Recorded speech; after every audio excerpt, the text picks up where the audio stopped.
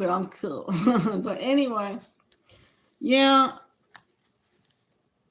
we're going to go ahead and we're going to start on chapter 5, A Conspiracy Unmasked,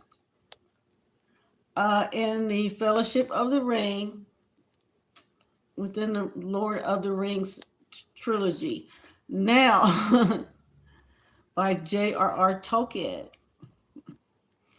Now, we're going to go ahead and, let's see. We're going to get started, but I'm going to go ahead and show you a little picture.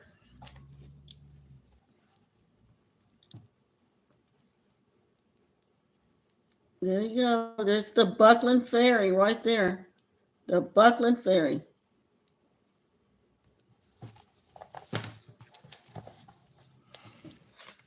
Let's see. I'm going to go ahead and get my guide in. Ooh.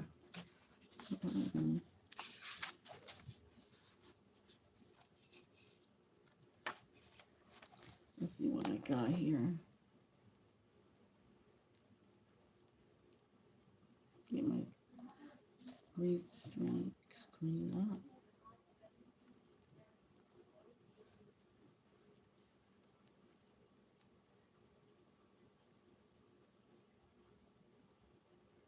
There you go. See if I can make this a smaller.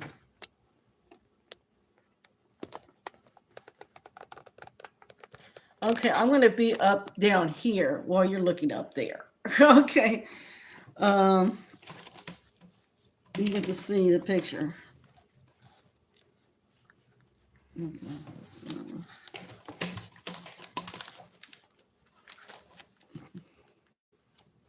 Now, we had better get home ourselves, said Mary. There's something funny about all this, I see. But it must wait till we get in. They turned down the ferry lane, which was straight and well kept and edged with large whitewashed stones. In 100 yards or so, it brought them to the river bank, where there was a broad wooden landing stage. A large flat ferry boat was moored beside it. The white bollards near the water's edge glimmered in the light of 2 lamps on high posts.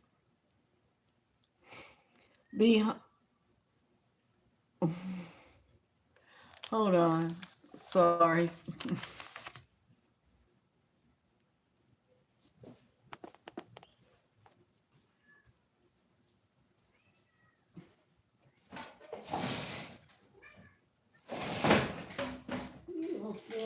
What am I trying to do?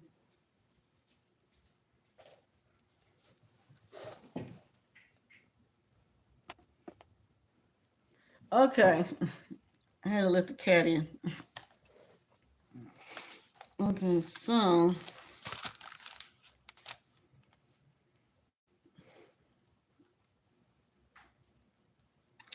they turned down the ferry lane, which was straight and well kept with an edge with large whitewashed stones. In 100 yards or so, it brought them to the river bank, where there was a broad wooden landing stage. A large flat ferry boat was moored beside it. The white bollards near the water's edge glimmered in the light of 2 lamps on the high posts, and behind them the mist and the flat fields were now above the hedges. But the water before them was dark, with only a few curling wisps like steam among the reeds by the bank. There seemed to be less fog on the further side. Mary led the pony over a gangway on to the ferry, and the others followed. Mary then pushed slowly off with a long pole. The brandy wine flowed slow and broad before them. On the other side, the bank was steep, and up it a winding path, climbed from the further landing. Lamps were twinkling there. Behind loomed up the Buck Hill, and out of it, through stray shrouds of mist, shone many round windows, yellow and red. They were the windows of Brandy Hall, the ancient home of the Brandy Bucks. Long ago, Gorhindad, old Buck, head of the old Buck family, one of the oldest any marriage are indeed in the Shire, had crossed the river, which was the original boundary of the land eastwards. He built and excavated Brandy Hall, changed his name to Brandy Buck, and settled down to become master of what was virtually a small, independent country. His family grew and grew, and after his days continued to grow until Brandy Hall occupied the whole of the low hill and had 3 large front doors, many side doors, and about 100 windows. The Brandy Bucks and their numerous dependents then began to burrow and later to build all around about. That was the origin of Buckland, a thickly inhabited strip between the river and the old forest, a sort of colony from the Shire. Its chief village was Bucklebury, clustering in the banks and slopes behind Brandy Hall. The people in the parish were friendly with the Bucklanders and the authority of the master of the hall, as the head of the Brandy Buck family was called.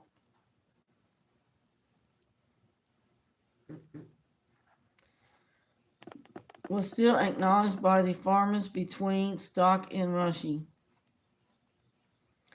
But most of the folk of the old Shire regarded the Bucklanders as peculiar, half foreigners as it were, though as a matter of fact, they were not very different from the other hobbits of the Four Farthings, except in one point. They were fond of boats, and some of them could swim. Their land was originally unprotected from the east, but on that side they have built a hedge, the High Hay. It had been planted many generations ago and was now thick and tall, for it was constantly tended. It ran all the way from Brandywine Bridge in a large curving away from the river to Haysen, where the Withy Whittle flowed out of the forest into the Brandywine. Well over 20 miles from end to end, but of course it was not a complete protection. The forest drew close to the hedge in many places. The Bucklanders kept their doors locked after dark, and that also was not usual in the Shire. The ferry boat moved slowly across the river. The Buckland shore drew nearer, and Sam was the only member of the party who had not been over the river before. He had a strange feeling as the slow, gurgling stream slipped by. His old life lay behind in the mist. Dark adventure lay in the front. He scratched his head and for a moment had a passing wish that Mr. Frodo could have gone on living quietly at Bag End. The four hobbits stepped off the ferry. Merry was tying it up, and Pippin was already leading the pony up the path. When Sam, who had been looking back as if to take farewell of the Shire, said in a hoarse whisper, "Look back, Mr. Frodo. Do you see anything?" On the far stage, under the distant lamps, they could just make out a figure. It looked like a dark black bundle left behind. But as they looked, it seemed to move and sway this and that as if searching the ground. And then it crawled or went crouching back into the gloom beyond the lamps. "What in the Shire is that?" exclaimed Mary. "Something that is following us," said Frodo. "But don't ask any more now. Let's get away at once." They hurried up the path to the top of the bank.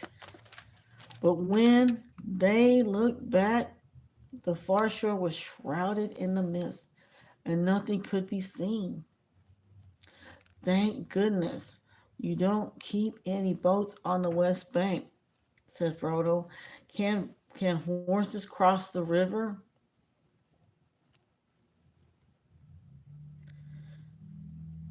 "They can go 10 miles north to Brandywine Bridge, or they might swim," answered Mary. "Though I never heard of any horse swimming the Brandywine. But that but what have horses to do with it?" "I'll tell you later. Let's get indoors and then we can talk." "All right. You and Pimpin know your way. So I'll just ride on and tell Fatty Bulger that you are coming. We'll see about supper and things." "We had our supper early with Farmer Maggot," said Frodo. "But we could do with another." "You shall have it.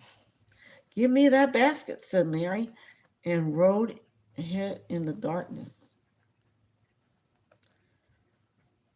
It was some distance from the Brandywine to Frodo's new house at Creek Hollow.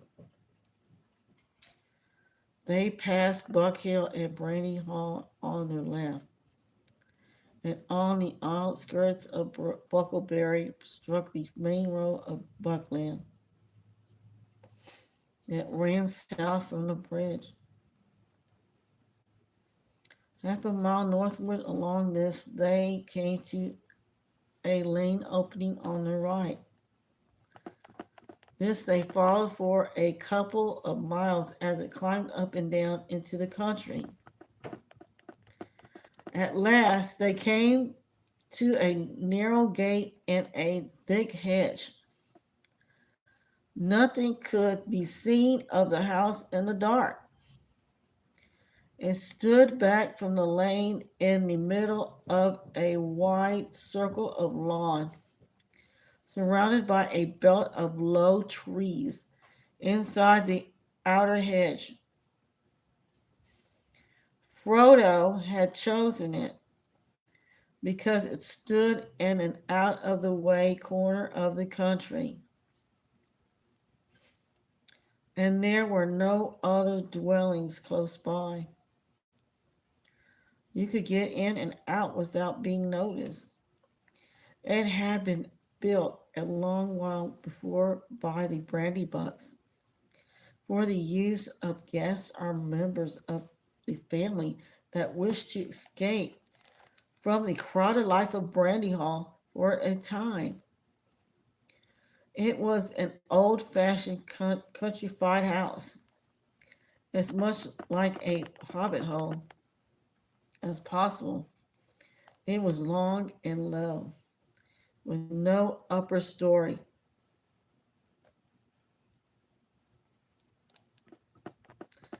and it had a roof of turf, round windows, and a large round door. As they walked up the green path from the gate, no light was visible. The windows were dark and shuttered. Frodo knocked on the door, and Fatty Bulger opened it. A friendly light streamed out. They slipped in quickly and shut themselves in the light inside. They were in a wide hall with doors on either side. In front of them, a passage ran back down from the middle of the house. "Well, what do you think of it?" asked Mary, coming up the passage. "We have done our best in a short time to make it look like home. After all, Fatty and I only got here with the last cartload yesterday." Frodo looked around. It did look like home. Many of his own favorite things are Bilbo's things. They reminded him sharply of him in their new setting. Were arranged as nearly as possible as they had been at Bag End. It was pleasant, comfortable, welcoming place, and he found himself wishing that he was really coming here to settle down in quiet retirement.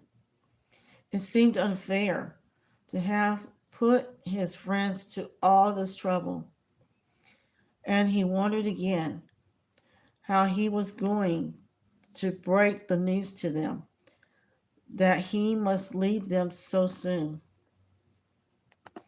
Indeed, at once.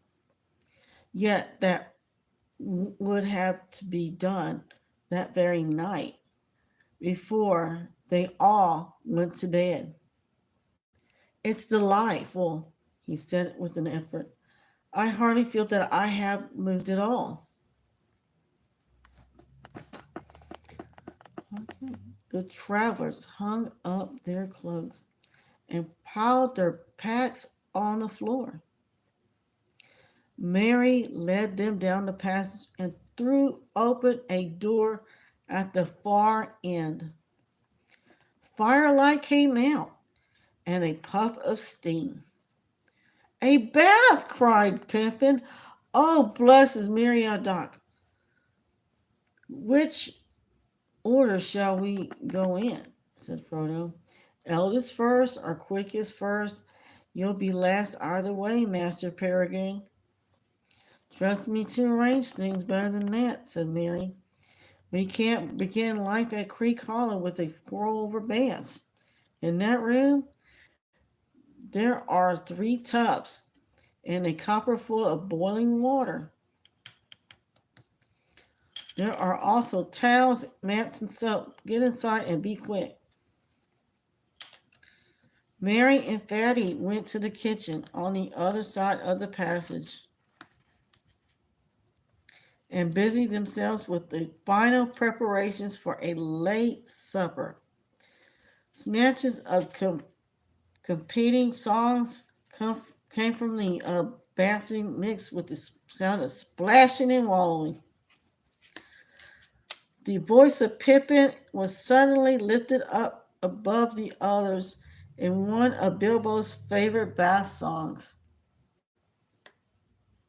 "Sing hey for the bath that closes of day, that washes the weary mud away. A loon is he that will not sing. Oh, water hot is a noble thing. Oh, sweet is the sound of falling rain, and the brook that leaps from hill to plain. But better than rain or rippling streams is water hot that smokes and steams. Oh, water could we may pour at need down a thirsty throat and be glad indeed.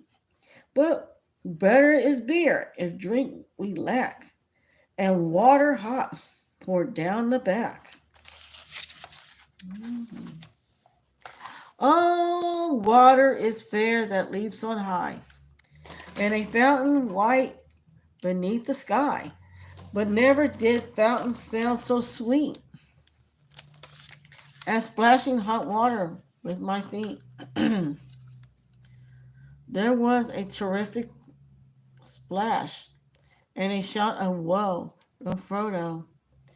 It appeared that a lot of Pippin's band had imitated a fountain and leaped on high. Merry went to the door. Why about supper and beer in the throat? He called. Frodo came out, drying his hair. There's so much water in the air that I'm coming into the kitchen to finish, he said. Locks, said Mary, looking in. The stone floor was swimming. You ought to mop all that up before you get anything to eat. Peregrine, he said, hurry up or I shan't wait for you.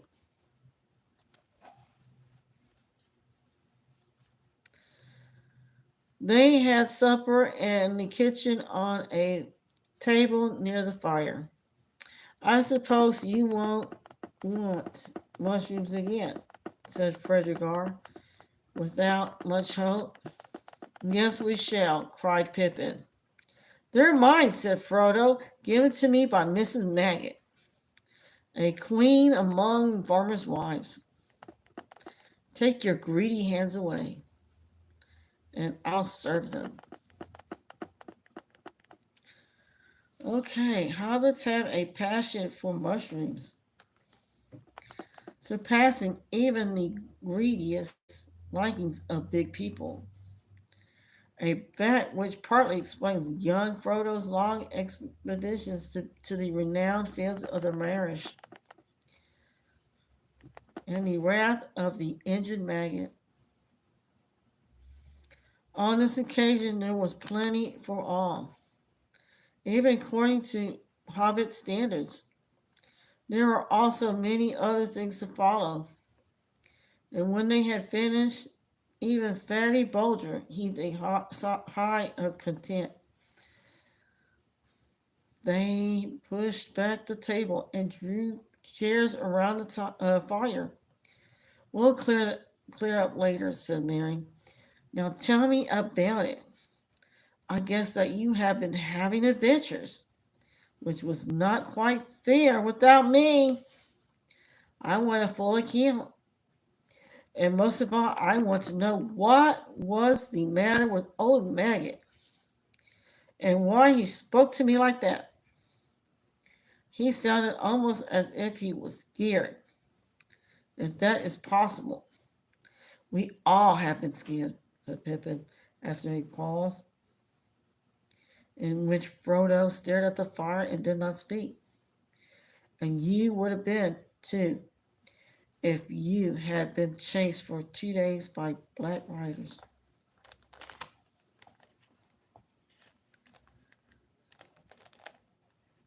And what are they?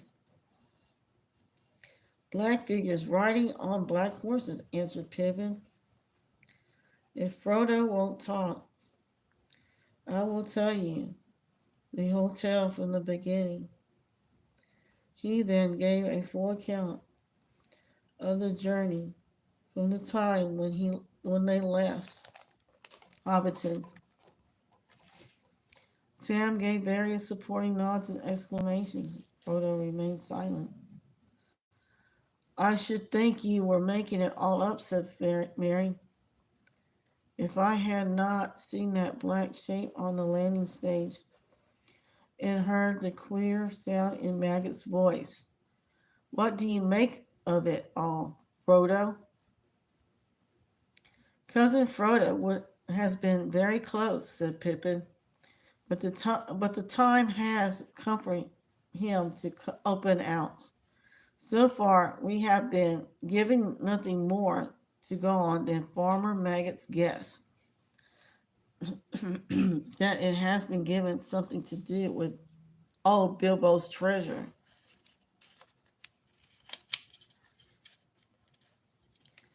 That was only a guess, said Frodo hastily. Maggot does not know anything. Oh, Maggot is a shrewd fellow, said Mary. A lot goes on behind his round face, and that does not come out in his talk. I heard that he used to go into the old forest at one time, and he has the reputation of knowing a good many strange things. But you can, if you least, tell us, Frodo, whether you think his guess good or bad.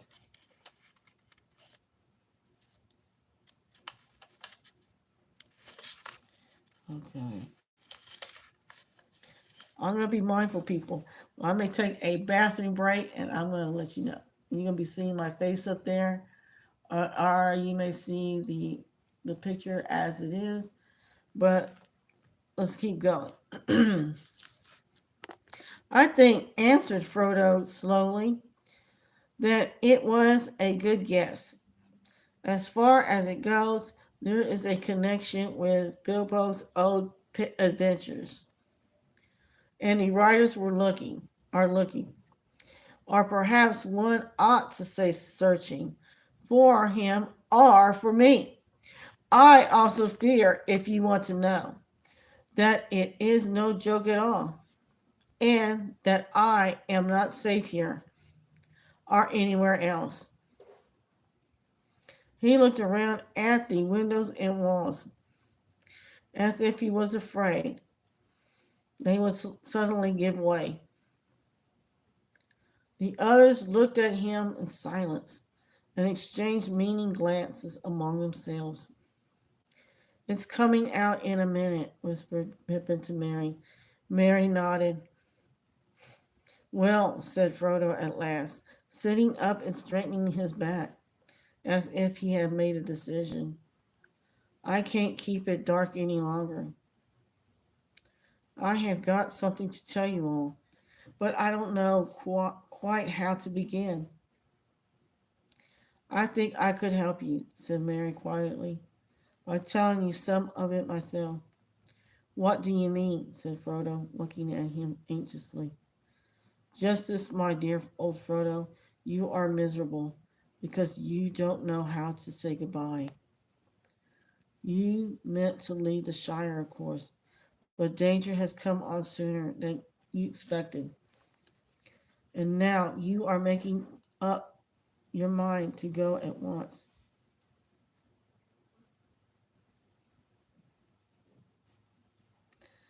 And you don't want to. We are very sorry for you. Frodo opened his mouth and shut it again. His look of surprise was so comical that they laughed. Dear old Frodo, said Pippin, did you really think you have thrown dust in our eyes? You have not been very careful or clever enough for that. You have obviously been planning to go and sing farewell to all your haunts all this year since April. We have constantly heard you muttering, shall I ever look down into that valley again, I wonder, and things like that. Okay. And pretending that you had come to the end of your money and actually selling your beloved Baggin to those Sackfield Bagginses and all those close talks with Gandalf. Good heavens, said Frodo. I thought I had been both careful and clever. I don't know what Gandalf would say Is all the Shire discussing my departure then? Oh no, said Mary. Don't worry about that. The secret won't keep for long, of course. But at present it is. I think only known to us conspirators. After all, you must remember that we know you well and are often with you. We can usually guess what you are thinking. I knew Bilbo too. To tell you the truth, I have been watching you rather closely ever since he left. I thought you would go after him sooner or later. Indeed, I expected you to go sooner, and lately we have been very anxious. We have been terrified that you might give us the slip and go off suddenly, all on your own like he did. Ever since this spring, we have kept our eyes open and done a good deal of planning on our own account. You are not going to escape so easily. But I must go, said Frodo. It cannot be helped, dear friends. It is wretched for us all, but it is no use for you trying to keep me. Since you have guessed so much,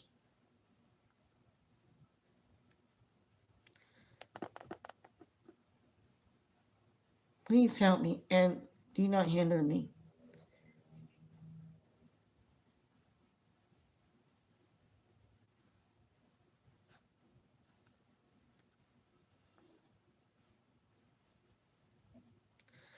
You do not understand, said Pippin. You, you must go, and therefore we must too. Mary and I are coming with you.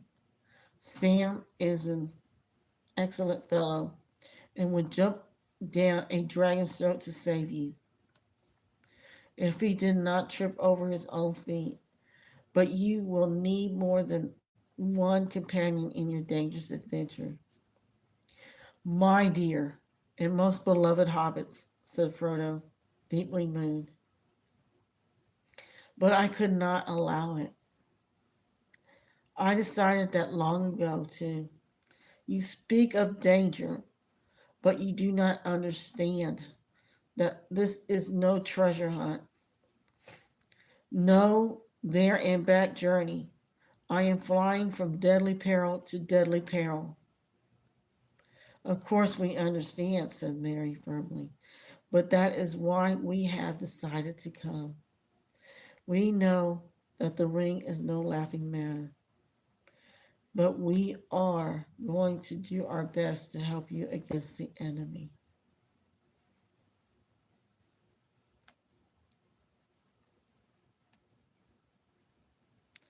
The ring, said Frodo, now completely amazed. Yes, the rings, said Mary. My dear old hobbit, you do not allow for the inquisitiveness of friends. I have known about the existence of the ring for years. Before Bilbo went away, in fact, but since he obviously regarded it as a secret, I kept the knowledge in my head until we formed our conspiracy. I did not know Bilbo, of course, as well as I know you. I was too young, and he was also more careful. But he was not careful enough. If you want to know how I first found out, I will tell you. Go on, said Frodo faintly. It was the Sackville Bagginses that were his downfall, as you might expect. One day, a year before the party, I happened to be walking along the road when I saw Bilbo ahead. Suddenly, in the distance, the SBs appeared, coming towards us. Bilbo slowed down, and then, hey presto, he vanished.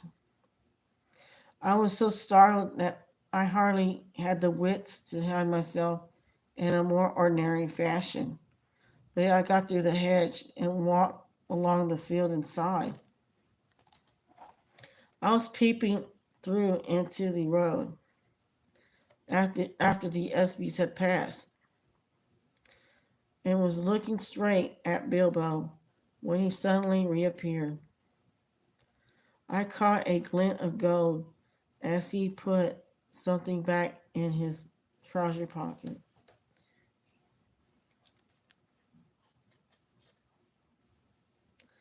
After that, I kept my eyes open. In fact, I confess that I spied. But you must admit that it was very intriguing, and I was only in my teens.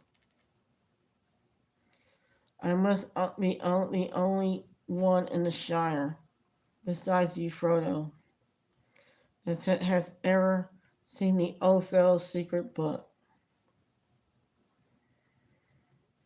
You have read his book? Cried Frodo. Good heavens above! Is nothing safe? Not too safe, I should say, said Mary. But I have only had one rapid glance, and that was very difficult to get. He never left the book about. I wonder what became of it. I should like another look. Have you got it, Frodo? No. It was not at Bag End. He must have taken it away. Well, as I was saying, Mary proceeded, I kept my knowledge to myself till the spring when things got serious, and then we formed our conspiracy. And as we were serious too, it meant business. We have not been too scrupulous. You are not very easy, not a very easy nut to crack. And Gandalf is worse.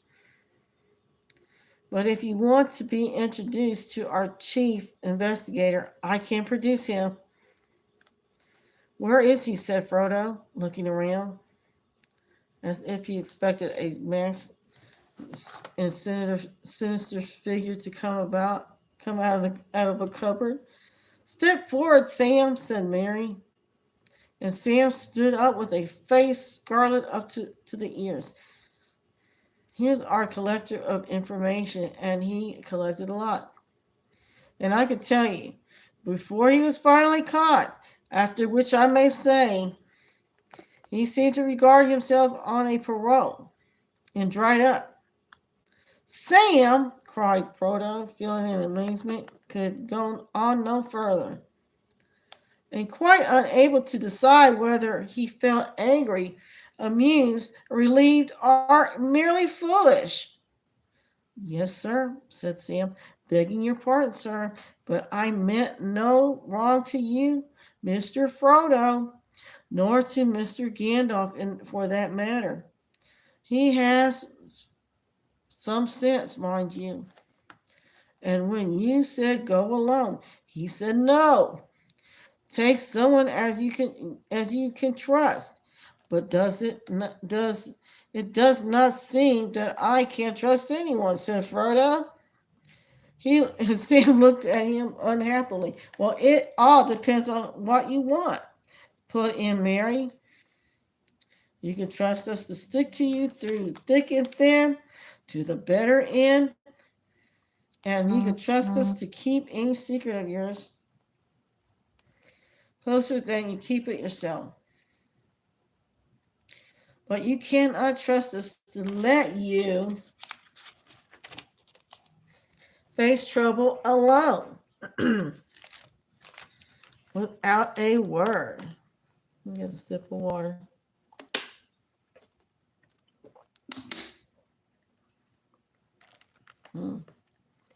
We are your friends. Anyway, there it is. We know most of what Gandalf has told you. We know a great deal about the ring. We are horribly afraid, but we are coming with you, are following you like hounds. And after all, sir, added Sam, you did ought to take the elves' advice. Gildor said you should take them as willing, and you can't deny it. I don't deny it, said Frodo, looking at Sam, who was now grinning. I don't deny it, but I'll never believe you are sleeping again, whether you snore or not. I shall kick you hard to make sure. You are a set of deceitful scoundrels, he said, turning to the others. But bless you, he laughed, getting up and waving his arms. I give in. I will take Gildor's advice. If the danger were not so dark, I should dance for joy. Even so, I cannot help feeling happy. Happier than I have felt for a long time. I have dreaded this evening. Good. That's settled. 3 cheers for Captain Frodo and company, they shouted, and they danced round him. Merry and Pippin began a song, which they had apparently got ready for the occasion. It was made on the model of dwarf song that started Bilbo on his adventure long ago. It went to the same tune. Farewell, we call to hearth and hall. The wind may blow and rain may fall. We must away ere break of day, far over wood and mountain tall, to Rivendell, where elves yet dwell, in glades beneath the misty fell. Through moor and waste we ride in haste, and whither then we cannot tell. With, with foes ahead, behind us dread, beneath the sky shall be our bed, until at last our toil be past, our journey done, our errand sped. We must away, we must away. We ride before the break of day. Very good, said Frodo, but in that case, there are a lot of things to do before we go to bed. Under a roof. Or tonight at any rate. Oh, that was poetry, said Pippin. Did you really mean to start before the break of day? I don't know, answered Frodo.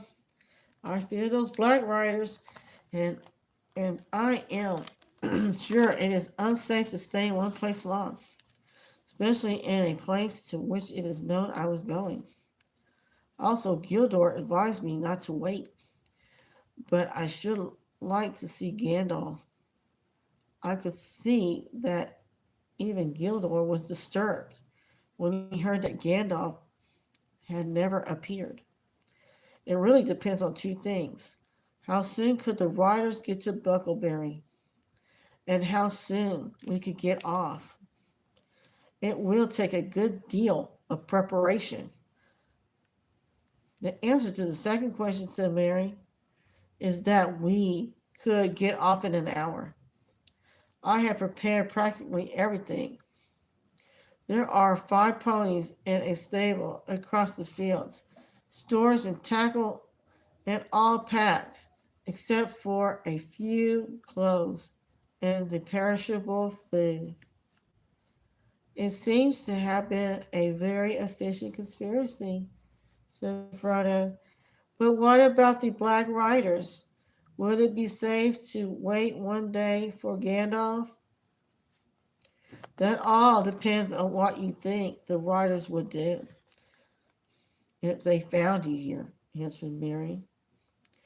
They could have reached here by now, of course, if they were not stopped at North Gate, where the hedge runs down to the river bank, just the side of the bridge.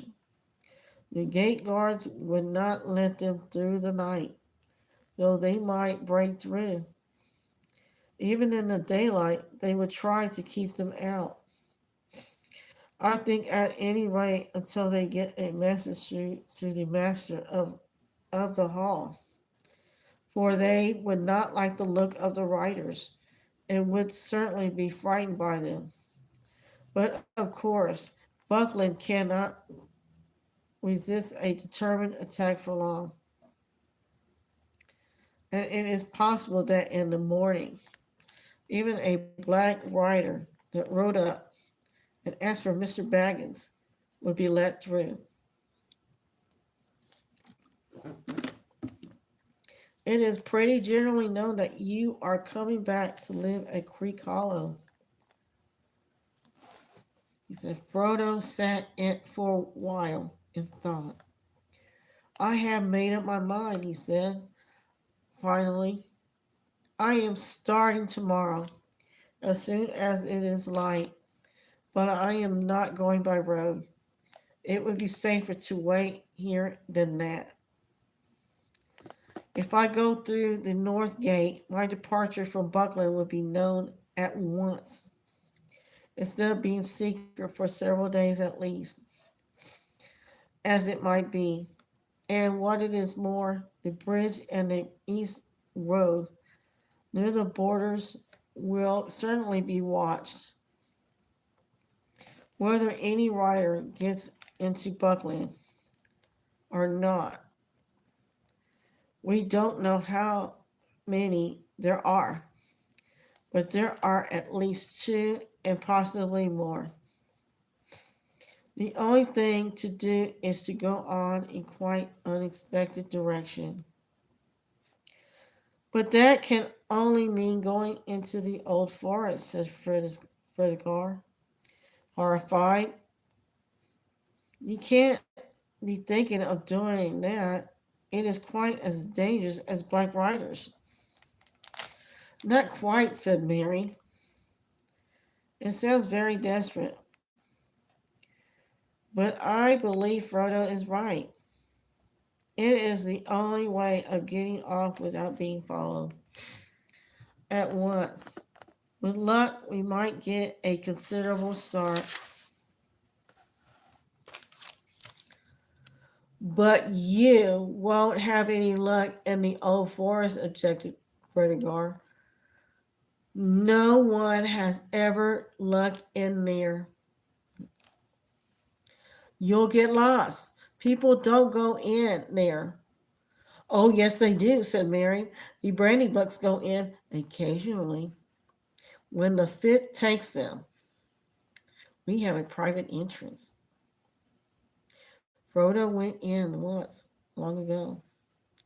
I have been in several times, usually in daylight.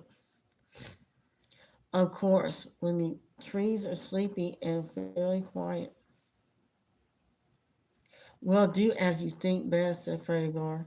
And I am more afraid of the old forest than anything I know about. The stories about it are a nightmare.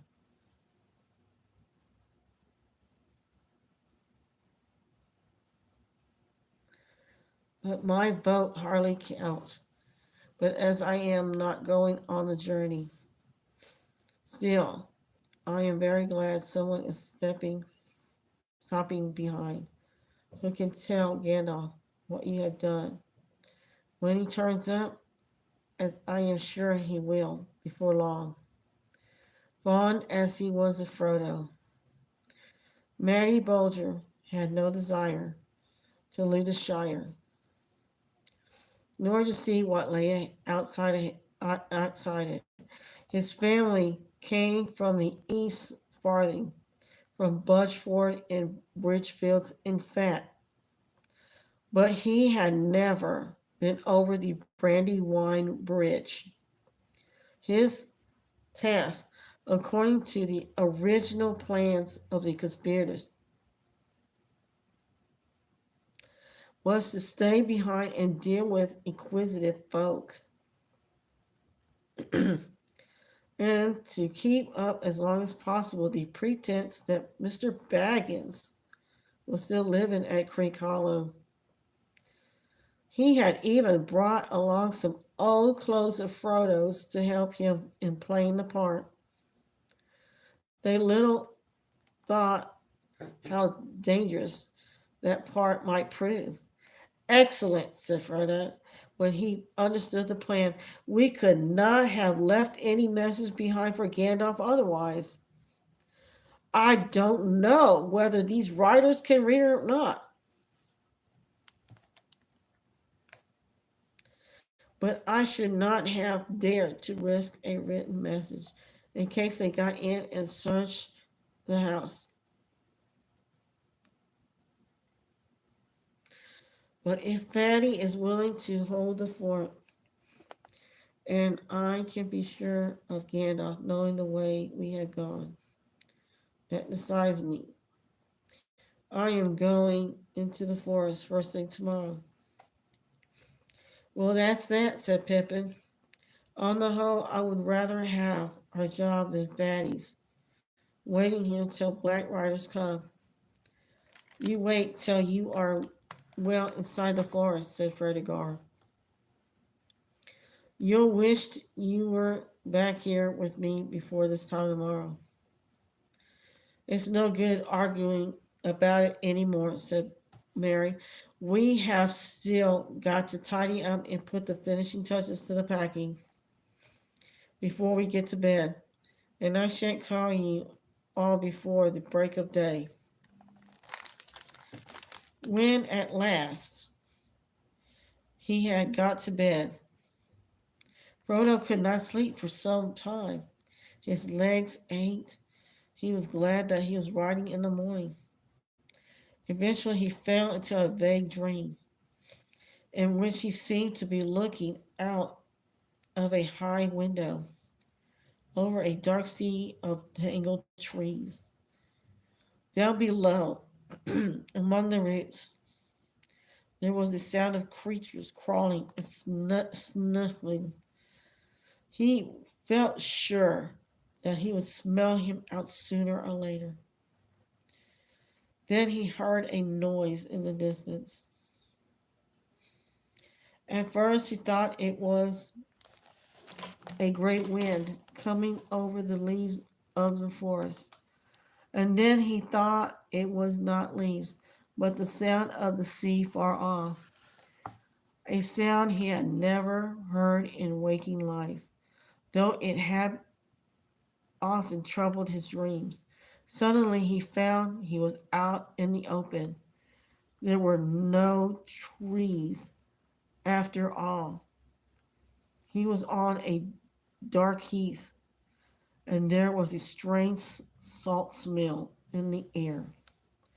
Looking up, he saw before him a tall white tower standing alone on a high ridge.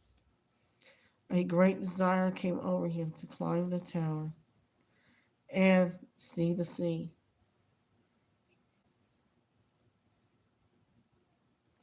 He started to struggle up the ridge towards the tower.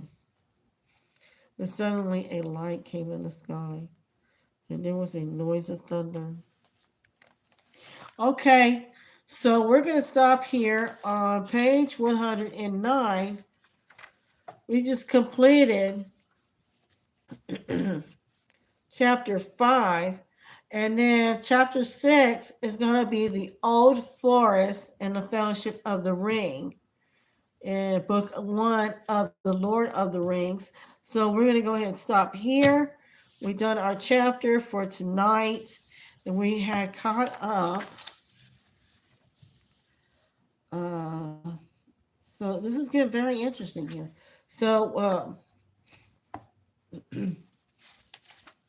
You may discuss to yourselves what is going on here, and talk to your parents, talk to someone else, and just talk about the chapter and what had happened, and what are your thoughts about what you think Frodo is feeling, and what is he thinking of doing, and where are they on the map? Where are they on the map? Where are they? I heard something about what? Let's see. Fairy Lane. Look at Fairy Lane. And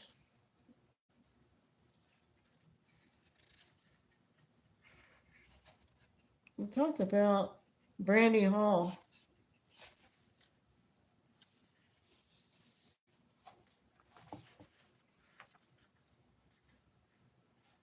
Yeah, the marriage,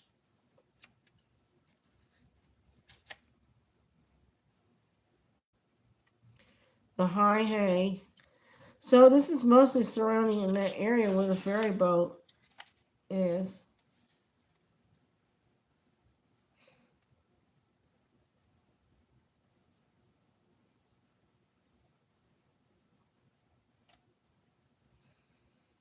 Hmm. Creek Hollow is where Frodo's new house is. So So let's go ahead and let's close it up for tonight. And I have some things to do, but go ahead and catch up on that, and I'll go ahead and let y'all go. Okay, good night, laters.